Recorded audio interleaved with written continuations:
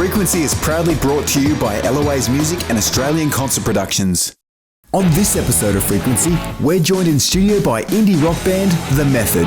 We're back out at Eloise to find out all about acoustic versus electric drum kits and the various features of audio interfaces. Next, we visit Tall Poppy Productions to find out why they're a great all-round solution for up-and-coming artists. I'll also be back out on location with Australian Concert Productions to find out how to set up the stage for live sound. And to take us out, we've got a few tracks from The Method's live set. So come with us on a journey into the art and science of music production on Frequency.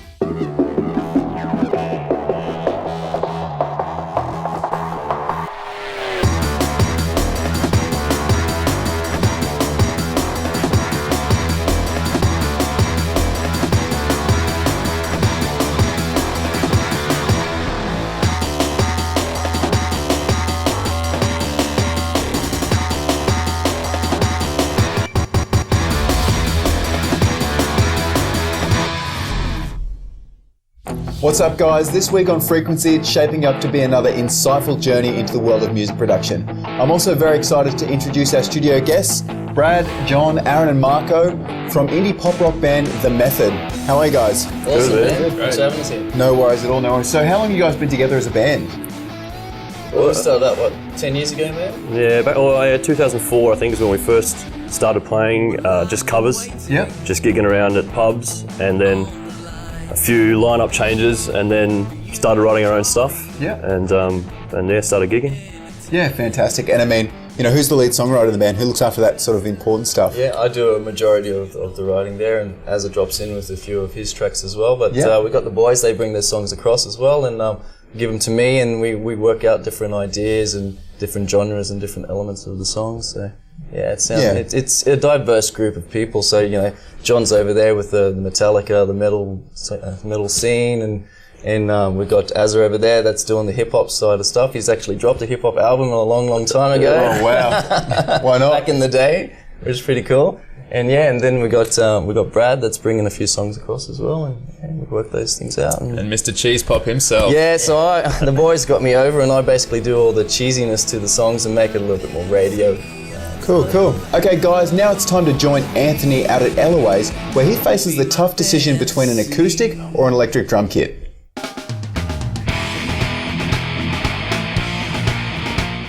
All right, we're back here at Eloise Music this week, and we're looking at drums. We have Anthony here with us. How you doing, Anthony?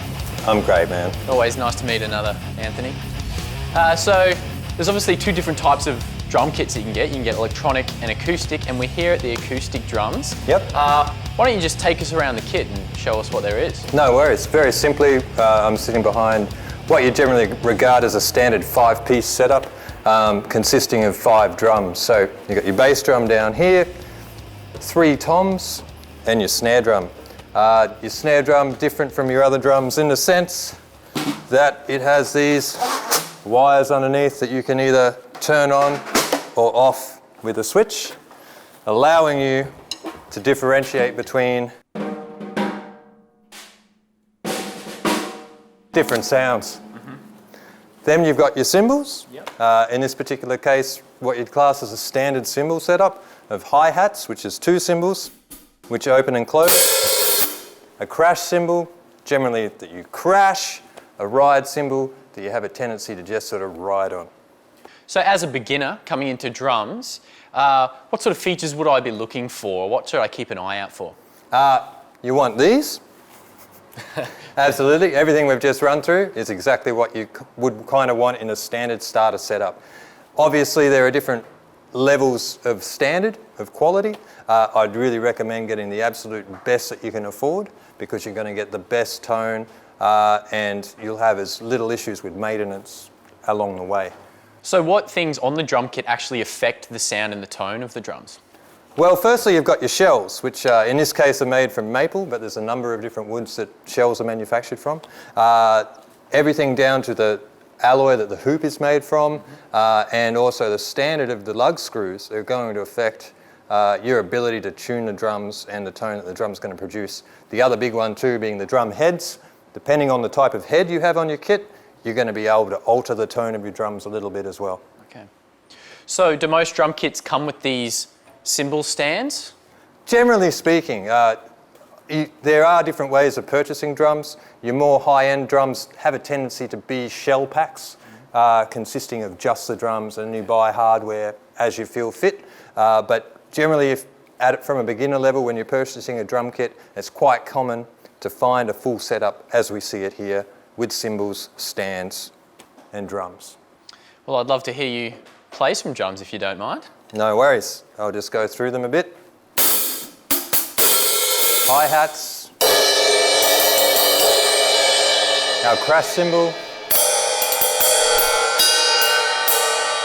our ride cymbal,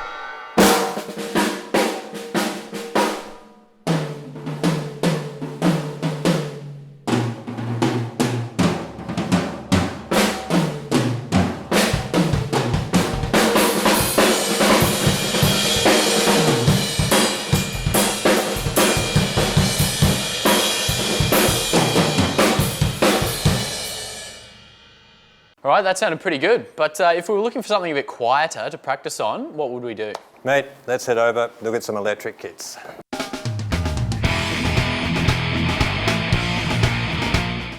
All right, so we're over here at the electric drums. Now this is looking pretty fancy, Anthony. Why don't you take us through what this is all about? No worries, we're sitting behind what you'd class as a pretty high standard electronic drum set. Obviously though, just like the acoustic drums, available in a variety of price points and styles.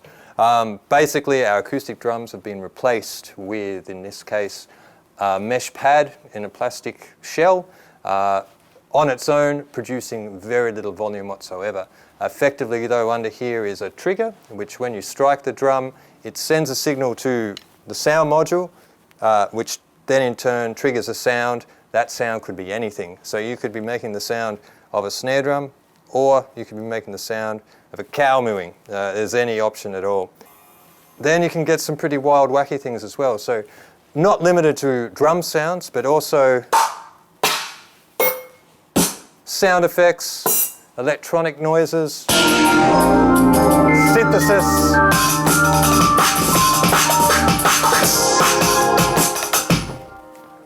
So lots of fun stuff. Wow, So, man, that sounds awesome. Yep, I can see you're itching to have a play. Why don't you have a bit of time on this? Yeah, that sounds like a good idea. Yep. Let's do it. No worries. All right, cool. Thanks for taking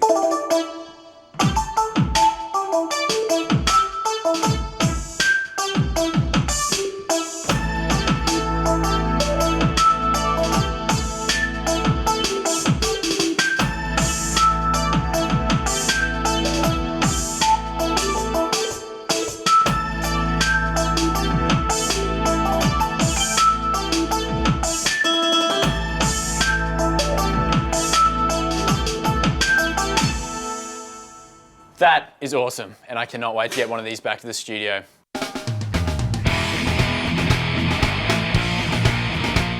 Welcome back, guys. Well, it looks like there's some very interesting possibilities these days with electric drums. What is some of your go-to choices, Aaron, when it comes to drums? Well, I use a 5-piece Tama kit for when we're playing live. But obviously when it comes to recording, we use the electronic drums because it's much easier to record. Yep. We don't have to spend hours miking up a drum kit. That's right. So in the studio, use the electronic drums, and it's a lot easier then for the production guys to... Yep. The studio magic. Yeah, that's right. And then That's right, yeah. mix things up and it kind of gives you that feel that, if you need to edit something, it's kind of a MIDI sample that's been sent through absolutely, and that's a lot Quantize, easier. quantize. The quantize thing, That's to get right. things nice and right. But we do mix up our sounds, so we do use a couple of acoustic sounds as well. And Azza takes them away, and he comes to me with ideas of what type of snare we should use, and we tweak the sound of the snare. We sometimes EQ it as well, but usually it's mixing a few different sounds together to get the sound for the song that we're creating. Okay, guys, coming up next, we once again head out on location with Fraser. This time he's paying a visit to Tall Poppy Productions, where he finds out why they're a great all-in-one solution for up-and-coming artists. Stick with us.